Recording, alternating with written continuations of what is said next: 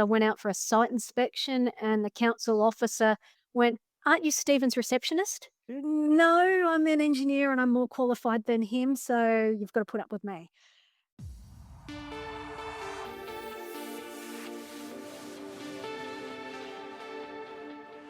Engineering Success will feature engineering and industrial leaders chatting candidly about their journey to long-term success, the challenges encountered, the lessons learned, and the solutions put in place. You'll hear actionable insights from peers on how they established strong company cultures, systematized operations, leveraged sales and marketing to consistently generate customers, overcame financial challenges, faced increasing competition, and adapted to change to manage growth. I'm Rick Merton. Today's guest is Kym Wilkinson, Principal Engineer at Wilkinson Shaw and Associates, a Brisbane-based engineering consultancy specialising in residential subdivisions. With more than 20 years of experience, Kym's known for her practical approach and clear communication style. She combines the technical rigour of engineering with a developer's perspective, helping her clients deliver projects that are efficient, cost-effective, and built to last. She's passionate about doing things properly, building trust through integrity, and creating communities that stand the test of time. Hi, Kym. Welcome to the Engineering Success Podcast, and thank you for joining me today. Thank you, Rick, for having me. Kym, just to kick things off, the firm's carved out a niche in residential subdivision work. It's a space many civil engineers overlook. What made you see opportunities in that sector? The opportunities in the sector really came down to my husband. He grew up with his father as a civil contractor who'd been constructing subdivisions since my husband was a small boy. What happened during that time is that he was on site with his dad one school holidays doing a box inspection, inspecting the pavement prior to the next layer being installed. The council inspector failed it at the time. My young husband jumped up and down to his dad going, "Why didn't that get passed?" It's like, "It looked perfectly fine." At that point in time, his dad said, "I'm only a contractor. I'm not an engineer. I can't overrule an engineer on site." That then started the path of him going into engineering and starting the civil engineering side of things. Because he'd started the business before I joined him, it was just a natural progression that I moved into the same area. Can you take me back to the day that you decided to become an engineer and what attracted you to civil? I assume it was before your husband. It was indeed, and this is a little bit of a strange situation. When I was going through high school, I had that whole thing of good grades, I'll do medicine. Then it went to, no, actually, I'll be a vet because if you kill an animal, it's not as bad as killing a person. Not a great kind of headspace to be in. That was the thought process at the time. And then I had a very savvy guidance counselor at high school who actually pulled me aside one week and said, "Hey, there's this excursion that we can send about 3 people on. It's for engineering week. Would you like to go?" I didn't even know what an engineer was. I didn't know what they did. And it gets me out of being in class that day. So why not? We went and looked at things like the BP oil refinery. There was an electrical facility we went and visited. But the last thing we went and saw was the Gateway Bridge in Brisbane. We actually walked through the internal structure of the bridge. About 6 years later, I am working with a colleague who walked me through that bridge. It was just that one chance excursion that went, "This is pretty cool. I think I can do this." Why civil and not structural, given the conversation about the bridge? I started in structural. I did my undergraduate at QUT in Brisbane, which was civil, but at those time, and it still is, you do a civil degree and then you can look more into the structural part. I did my PhD at the same time on the capacity of timber bridge girders. I had fun breaking things and designing things. I was working with Queensland Transport and DTMR. I started on the busway project in Brisbane and then I moved into Bridge Branch in TMR. One of these things, I was doing a little bit of work helping my husband out on the side with some structural bits that he was doing at the time. Was at that point in my career where I've had enough in the state government department. I'd had an offer with a rather large tier 1 firm. Was about to get married at that stage and my husband said, "We're growing. How about you come and join us instead of working with Big Mob on the other side of the river?" That's how it all morphed for me. It sounds like engineering wasn't a known career in your family either. How did they think about their daughter that was going to become, worst case, a vet so you don't kill people, to suddenly becoming this unknown thing called engineering? There must have been some level of pushback. No, we didn't have any pushback there. My dad was a electrician by trade. The whole part of the construction industry didn't really put them off. Mum was working in medicine in an associate field. She wasn't adverse to me not being in that area either. It just happens to be as time progresses, I'm an engineer. My brother's in this industry as a quantity surveyor. So there just must have been something in the genes that hadn't been unlocked at that point in time. How old was the firm before you joined it? And the follow up to the story, you didn't have the risk of starting your own firm at the very beginning, but you had a very different style of risk in terms of joining your husband and the potential challenges that could come with that merger of both personal and private lives. What pushed you to join the firm rather than either going out on your own or remaining a safe, comfortable job with a large company? The firm started the year before I started. It was one of these things, we were getting married, and it was like, if you can't live together and work together, well, is it going to work? So why not give it a shot? It actually makes sense being in a partnership together and working together. It's been fantastic for raising a family because between the two of us, we've got more flexibility in what we do. If I've got to go pick up the kids, that's not a problem. Or I can say, hey, Stephen, you go and grab them. If you get on well with your partner, it's fantastic. We've also got different strengths and weaknesses. I'm more design focused and client liaison type of side. My husband is much better in the field than I will be.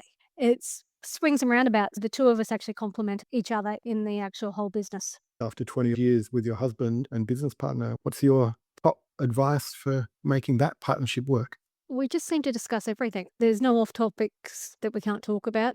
He's grown up in a family business. He's seen good times, he's seen bad times. It makes it a bit easier to work with somebody that's gone through that already. It's not for everybody. I get lots of people going, how can you work with your husband and see him 24/7? But it works for us. You might see them physically, you're in the office, but you don't work all day together with them. You're on your own projects and stuff like that. It's a bit of a misnomer that you're in each other's pockets, I expect, every day. Exactly. We leave the same house, we go to the same office, and generally there is two cars involved. We're not with each other 24/7 in each other's pockets, but we do see a lot of each other. Do you have boundaries on work time and home time? For example, if you're going for a nice walk on a Saturday afternoon and somebody brings up a work topic, you go, no, this is not work time. It's a topic that comes up a lot, being stuck in the day to day all the time. The kids complain occasionally about it, but this is also building your future. What we installed about 4 or 5 years ago is Friday fun night. There's no if, buts, maybes. We go and do something with all of the kids. The kids generally don't know what it is. We could go to the theatre, it could just be a games night at home. It could be going to the movies. It doesn't have to cost money. Sometimes it does. It's also keeps them engaged. So you can keep on top of issues that's happening. Thinking back through the project, what's the project you're most proud of and why? As I said, we're engineers that think like developers. The reason we think like developers is we also do our own development projects as well. At the moment, we're about to deliver 101 lots in Yeppoon, which is in central Queensland. No small feat for a small family business. It's been a hard slog to get to that point. It hasn't been an overnight success, but step by step, we've gotten there. I can't wait to see a new community on the ground there. It sounds like there were a number of challenges throughout that project. Was there one that you could share that you learned a lot from specifically? We've been learning a lot in the approval processes. We've had a little bit of a dilemma with local councils. It's taken a bit of negotiation to get to the point where we could start work on the ground. But it's just learning to deal with different personalities, what their wants are, what our wants are, and trying to come to a situation where everybody has a win-win at the end of the day. If you had the project over again, would you do it differently? Is there something you'd change to try to smooth out that? I find that we often learn more from the projects that challenge us and almost bring us close to failure. Can you tell me about a project that did go sideways or almost went sideways? What happened and what did you take away from that project? We've had clients in the past that have been quite happy to step up and take a risk with different suggestions we've had. For example, I've had a project in Logan area where I was looking at it for them. I think I can get away on this job without putting in a detention basin. It's going to save my client about 4 or 5 lots if I can manage to get this to pay off. It was a little bit dicey there for a while on it, but the conversation with the client was, if you can give us 5 to 6 weeks, we possibly will be able to get you 5 to 6 extra lots. Downside, apart from the time, and in development, time is money because of all the holding costs. We're going to have to get another specialised consultant in to run a bit of a flood study on it. What do you want to do? Upside is we get you 5 more lots. Downside is we've wasted 6 weeks and holding costs and probably about 15 grand. The client's call on that one was roll the dice. He rolled the dice, we worked with him, and 4 weeks later, we actually got the approval with no detention all through. The best thing for him is he was able to sell the project on based on his yield as well, and made an extra 70 grand a lot on those extra lots for that small extra holding cost. Knowing what you know now, would you have taken the project on again, or would you have taken the same approach, or slightly more risk averse today than you were then? No, it's one of those things of taking your client on the journey with you and letting them know the pros and cons, having a chat through what is your main goal and outcome. Is it yield? Is it cost? Is it time? There's a whole heap of gamut that we'll go through. Generally, a very risk averse client probably will just go with, let's just go with code. Let's just stick with what we know. We'll get through without much of a fight. Then we've got the ones that I do like working with more who are there going, yeah, let's put up the fight. Let's give it a go. Definitely like giving it a bit of a crack where we can around the edges. Can you tell about a client who truly understood what good engineering brings to the project and what value that brought to the relationship? Unfortunately, at the moment, I think a lot of engineers are seen as a commodity. It's not very often that I think, especially in the last 5 years, that we're actually seen for our value that we add. We tend to be a little bit more introspective about things, which doesn't help in that we're not out there selling ourselves and trying to say, look, here, for every dollar you spend on me, you're likely to actually bring back more in return. It's one of these hard ones to actually get an answer there. We tend to get our repeat clients on the ones that know that we'll do what we say and we do what we do well. Who are those clients? What do they bring to the table when there's a client who understands that engineering is a value add, not a necessary cost? The clients that want to work with us in that way and seeing us as a value add to a project, they're more likely to give us a bit more freedom in how we design our work. It's not down to micromanaging every detail of the projects and actually seeing it for the overall project instead of one little bit of infrastructure at this lot or that lot. I also don't mind having a client that will tap you on the shoulder and go, why did you do that? Because sometimes we're not perfect. We will miss things. Coming to think of a project in particular where I think our skills have been demonstrated and the client is rather happy with us, but on re-looking at an engineering design and revamping it and having a clean view has saved my client potentially a lot of money already. Earlier, you mentioned that you think like a developer because you are a developer. In response to this question, I want you to think about this in the context of your own direct clients rather than the development work that you've said. You think like a developer, but work like an engineer. What does that actually mean on projects for your clients? How does that insight of your experience as a developer bring more value to a regular engineer on a project? When you're thinking like a developer, you understand that time and clarity actually matter as much as compliance. If your client is moving forward with certainty of what his costs are going to be, he can make that call or she can make that call of we're actually going to move forward and start delivering this project. The commercial reality becomes a huge differential with us. I have probably lost more projects in my time than I would care to remember. I don't want my clients to not make money because if they're not making money, I don't make money because they don't come back. And from that, we've actually gained them as clients too, because I'm not going to work on something that I don't believe in either. That's part of it. When you're thinking like a developer, you see that every single decision you have during a project, it actually has ripple effects. It impacts on cash flow, it impacts on staging, your approvals. If you choose contractor A over contractor B, the outcomes there that come into play. It's that bit of being practical and cost conscious. It doesn't mean cutting corners. It means attacking the right problem first. I expect it's also given you the ability to better understand business and the commercial aspects of business. What we find is we work with a number of engineering industrial firms, and typically within the engineering consultancy, there is a lack of business appreciation, not just of their own business, but of the fact that their clients are in business. Was there a point in your journey where you realized as engineers you needed far more business acumen than just the technical capability to do the work? We were lucky at the time in the GFC as that bigger clients who were regionally, and it didn't come to that screeching halt as it did in SEQ. But unfortunately, all good things come to an end, and those developers that were up north, they finally came to their screeching end. And with that, so did some of our major clients and our cash flow at the time. All of that work you do up front for projects that you're banking on the fees coming through from, because it was all word of mouth, handshake deals, nothing contractual put across the tables. When that happened and lost a fair bit of income very quickly, that's when we need to have more of a business mind in this. The firm's built a reputation through consistency and in that time not become a huge firm by any stretch. Was it an intentional decision to remain a small firm? And if so, why? It's definitely been a decision to stay small. We've had discussions around if we can't make this work with 6 to 8 of us, do we want it? If we need 10 to 20 people to make the business work, why would we want it? The idea of having a large firm and having to feed the machine isn't something that we're actually interested in. We like the flexibility of having that smaller team because it means we can pick and choose projects a little bit more.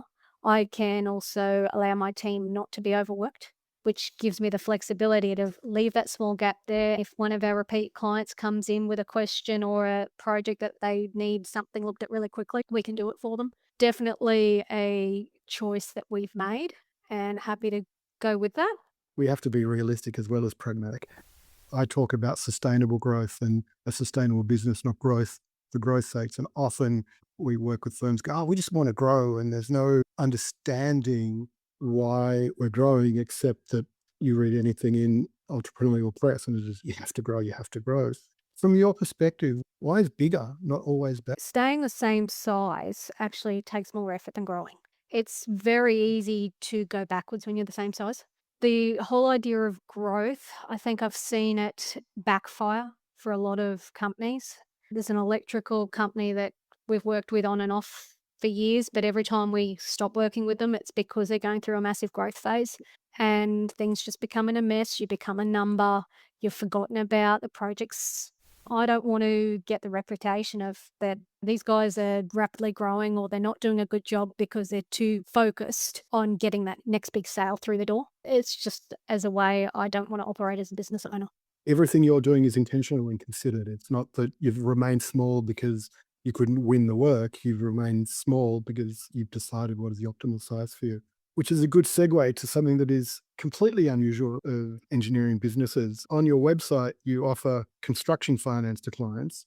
Now, I imagine part of that's built out of your own development solutions. That's still a very different approach and opens up completely different areas of risk and moves you from being just an engineering firm to a finance business. Can you talk through what that is so that people understand what I'm referring to and why did you go down this road? Because we've got multiple arms and do our own developments, we've had to work in that space on and off looking at finance. We were working with firms that offer a brokerage services. We got to a point where we weren't needing their services anymore, but we would get them coming to us going, hey, we're after finance or people to put in to be part of an investor for a project. We'll look at a project and with the background we've got, can make up our own mind on risk profile if we're wanting to be involved in it. Part of that risk profile is we can see what the design is. We know that's constructible.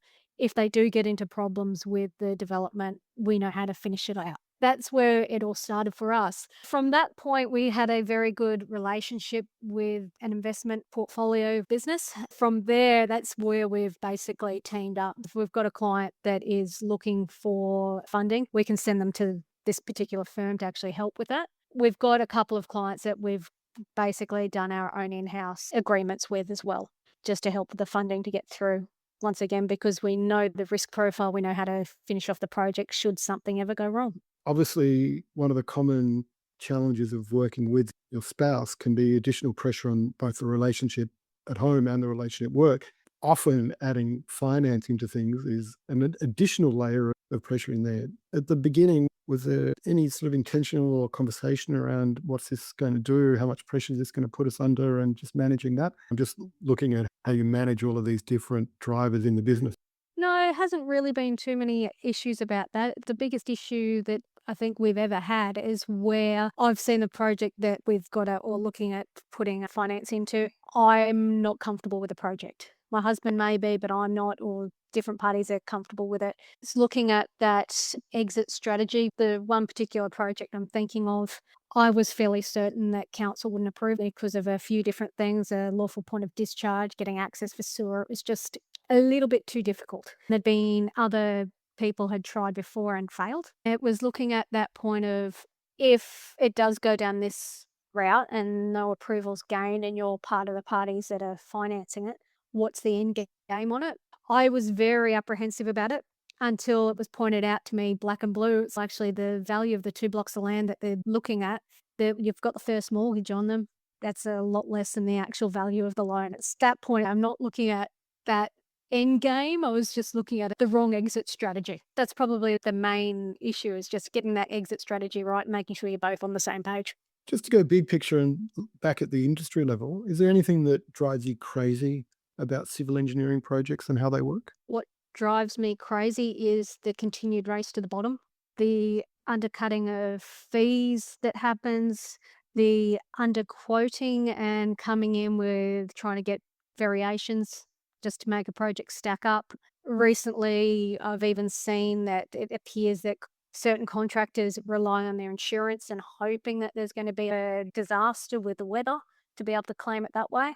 Probably more in the days where it was a gentleman's game.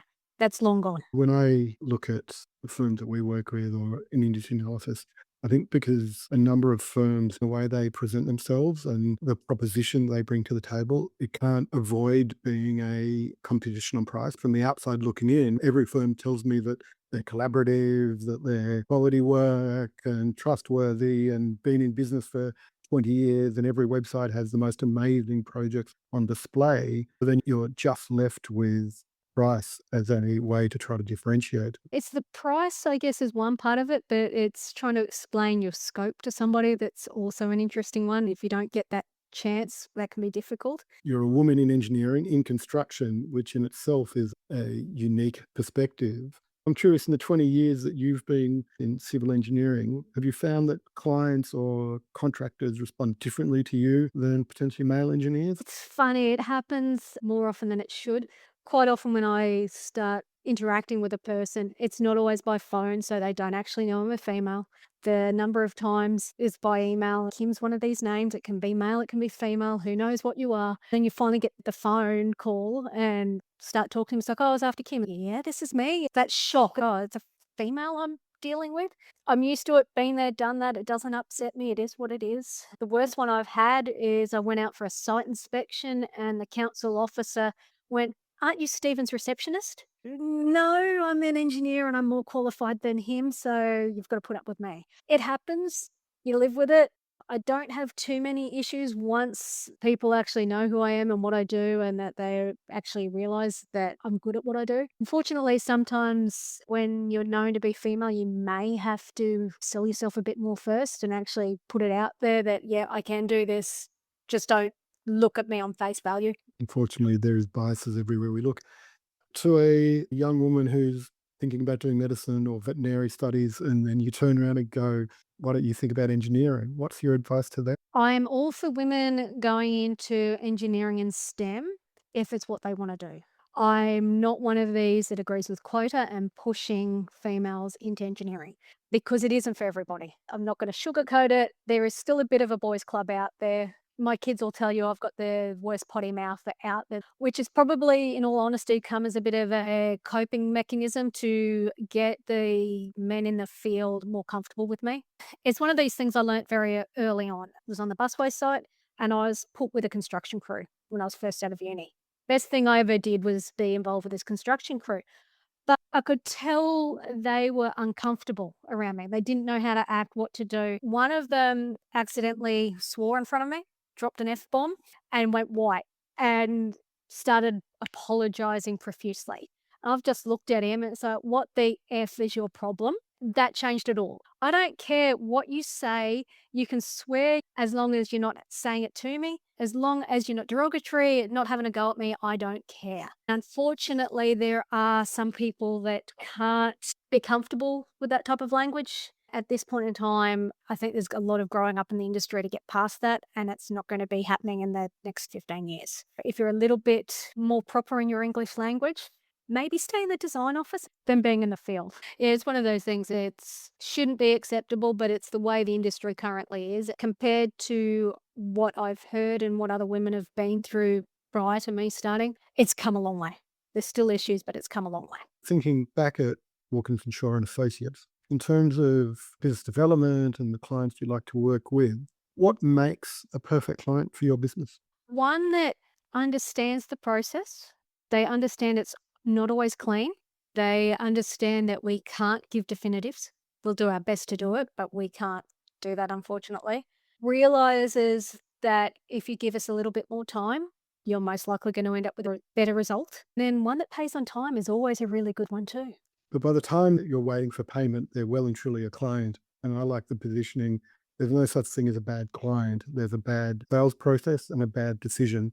Because by the time they become a client, we've made them our client and it's our responsibility. Do you try to identify some of those traits when you're having initial conversations with the client before they're a client? And are there any specific questions that you like to use to really try to dig whether they get it and they're going to give you that capacity to bring the best advice to the table? With a complete new person coming in to have a chat or sending a request for a proposal, quite often we'll get, even before they ask for a price and that, it's like, oh, can you just tell me how much this is going to cost? Or are you going to tell me how much X is going to cost? The way I've been dealing with that is it's like, oh, I can do a quick feasibility study for you. It's going to cost X, Y, Z. That generally knocks them out straight away because most of those questions, they're trying to get everything for free. Unfortunately, I've been doing this for 20 years. My knowledge has taken a long time to gain. I can't just give it away for free. Clients that we've got, and I know will bring me new projects, yeah, I'll give them a little bit of advice here and everywhere, but that initial one for a client that we haven't dealt with before, that's one of my first call out points. Something else we'll do, we'll quite often say, well, come in for a half-hour meeting. If they don't want to come in for that, you're not for me either. I'd prefer to actually sit down at a table with pen and paper and I can have a bit of a scribble. If you don't value my time enough to do that, I'm not going to value yours. They're my two big red flags. The other red flag is when you hear, I've done a fair few projects, but I haven't got a consistent team. If you've done a fair few projects and you don't have a consistent team yet, generally that's a them problem. It's not their team's problem. That's another huge flag of try not to touch these guys with a 10-foot pole. We have the same litmus test. If a client's had 3 years trying to get their website live in 2 different or 3 different companies they're working with, it's a good indicator that it's not the developers and designers that are the challenge in the relationship. I know we talked about price, and I'm not suggesting that you're trying to win on price. In fact, I know you're definitely not trying to win on price, but that doesn't stop, as you've already alluded to, prospects and clients coming to you who are quite price focused and not trying to focus on the value that you're going to create. Have you successfully been able to turn, either as a new client or even a previous client with a new project, but turn that around so that they can then appreciate the value that you've brought to the table? And if you have, what are some of the techniques and tricks that you've done to do that? We haven't as such been able to turn around new clients with that type of thing. If they start questioning you on your price when you first put that proposal ad, red flag, I'm not going there, I'm not dropping my prices. With existing clients, I've had a couple of ones for a while where we've had to increase the cost per lot during the construction phase. I've been quite open and transparent with them. And so this is what your last project cost. If you want us to continue with this level of help, instruction, I've got to increase my fees because unfortunately, if I don't, I'm not making money, which means I'm not going to spend the time doing it for you. Which way do you want me to go here? They've been pretty good about that. We've got other clients where if it wasn't for us, they would have paid out in excess of $1.5 million in additional costs that they shouldn't have had to pay. And that's just from me reading development approval conditions and going, hey, you shouldn't be paying for that. Those clients are very reasonable when it's like, I can work on this for you, but it's going to cost XYZ because I know I'm out for their best interest anyway. One of the advantages of being consistent with the size you are gives you the ability to choose clients rather than having to win clients because you've got a mouth to feed. If it's a beast that is continually hungry, and sometimes you just don't have the choice to be able to walk away from the client. Again, I think that's a value proposition that I expect your firm has. That's definitely a proposition that we work with. The ones that I like the most is when the situation where you've had a client which started off okay and then things went a bit south. When they think they fired you, but you just geared yourself up to get fired because you didn't want to work with them any longer. Best play you can ever make. Although the worst is when that backfires and you put on 40% painful And you client still got the job. fee and they still give you the job. Yeah, I've had that one too, unfortunately. You realize that money doesn't drive everything when even that additional fee doesn't make it worthwhile. Just for context, and obviously you've got your own side of development work and a number of different revenue streams in the business. When you think about the business today or over the next 12 to 24 months, is the focus very much on just continuing working with your current client base, or is there a continual need to bring in new clients? I think this is the same for almost all engineering firms, especially small to medium sized firms. It's never about bringing in lots of clients. It's always about just a very small handful of the right sort of clients. But as I said, is your business now at the point where actually, if you just maintain good relationships, you don't really need to bring in new business, or do you always need to have that as a focus? It's always in the back of our mind, especially in the times we're in at the moment. All of our clients are finding it difficult to find their next project, which means if they're finding it difficult, we're not working on it, which means we could end up with holes in our workflow a bit more than I'd like, even though I do like my team being refreshed. I'm not going to knock back a new client coming in if they're the right fit for me. That being said, I'm not actively out there looking for this next new client. All of our work seems to come through word of mouth and referrals, as you've been saying, our repeat clientele. I'm not worried that they're not going to come through the door because there's been people knocking, and unfortunately, up until recently, I've had to say, sorry, I can't take you on at the moment. Look, if you've got the capacity pipeline full and you can manage it, and it's a much better place to be. The challenge that we see with the referral is that it can come one day and then not for the next month, and then suddenly it pops up in volume, and it's not just scalable in terms of growth, but it's not scalable in terms of managing capacity around it. But as I said, that doesn't sound like that's a problem. No, it's not the thing I'm expecting, and it's a yearly occurrence. In about February, March, we seem to get an influx of projects come through the door. It's almost like everyone's gone on their Christmas holiday break, had thought about what they've got in their back pocket, and make that call of, yep, time to hit the ground again. It's not a worry I've got just at the moment. What do you think it is that makes your clients talk about you? I'm hoping it's because they actually value us for what we can do for them. We try to build trust is a lot of what we're doing. We're upfront with them. If we're behind schedule, I'll let them know. I'm one of these ones that prefer to under promise and over deliver. That's something I'm a little bit more passionate about. I don't like to say, oh, I'll have this to you next week and be 4 weeks down the track. It's like, oh, sorry, I haven't got it to you yet.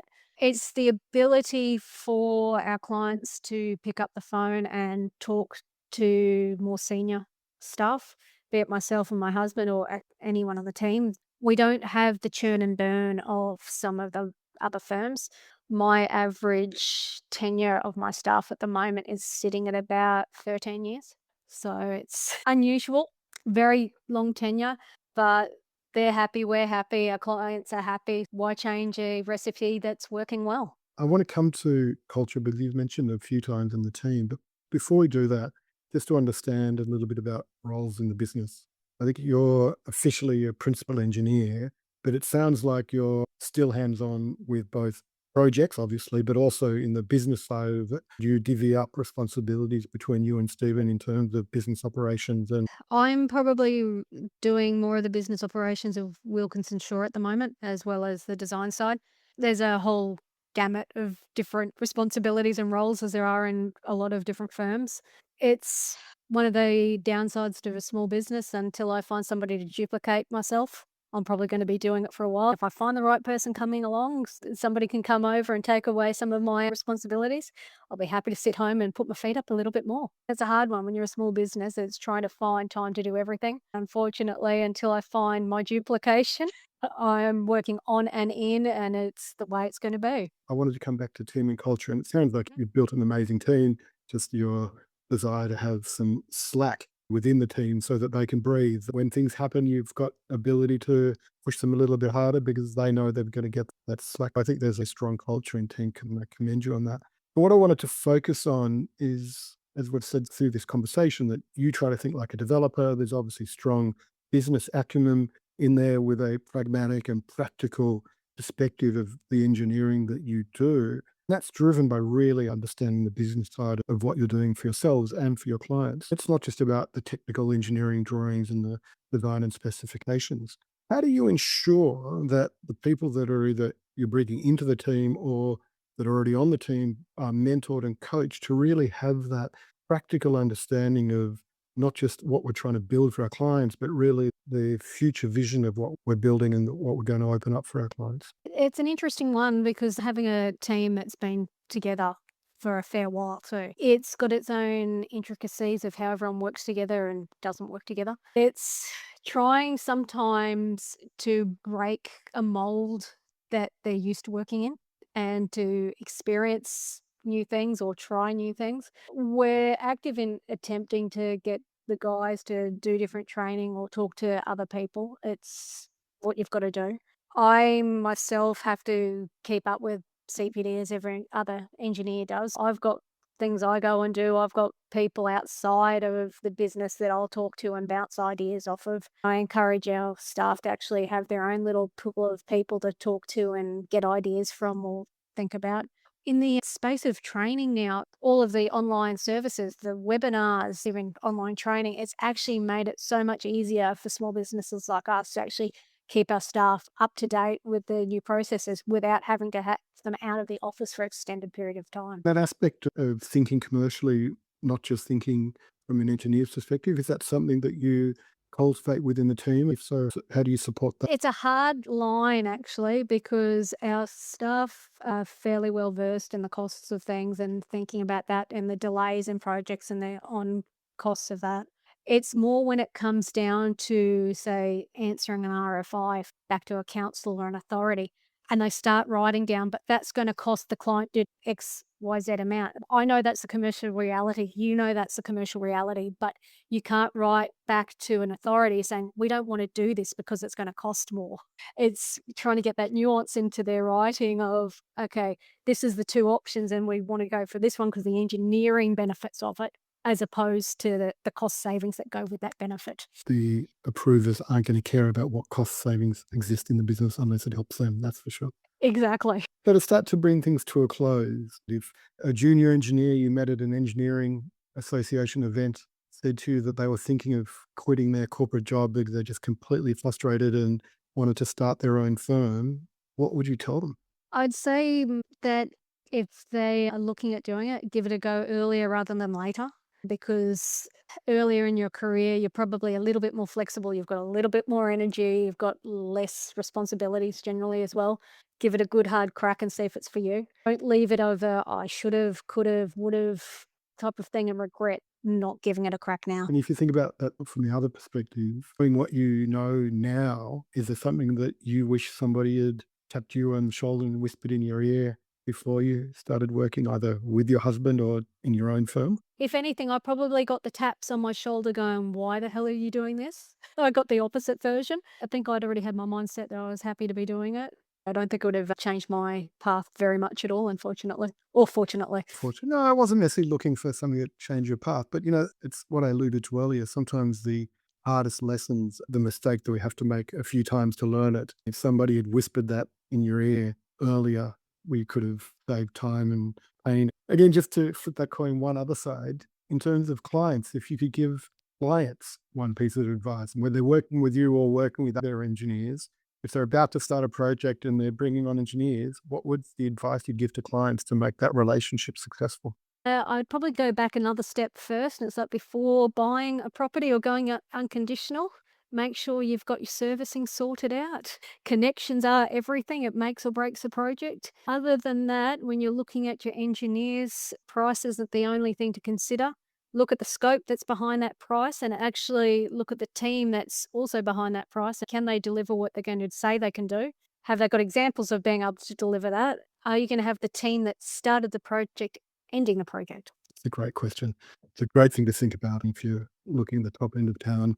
It's the partner that you are talking to that's amazing you, but it's the junior person in the office that's doing the actual work. We've got to be clear of that. It's 20 plus years in the firm. What's the next challenge that excites you the most? One of the daughters has actually put her hand up to actually study civil engineering. It's one of these things we may see her changing the guard in the next 5-ish years, or at least get some fresh blood coming into the business. That's a little bit exciting.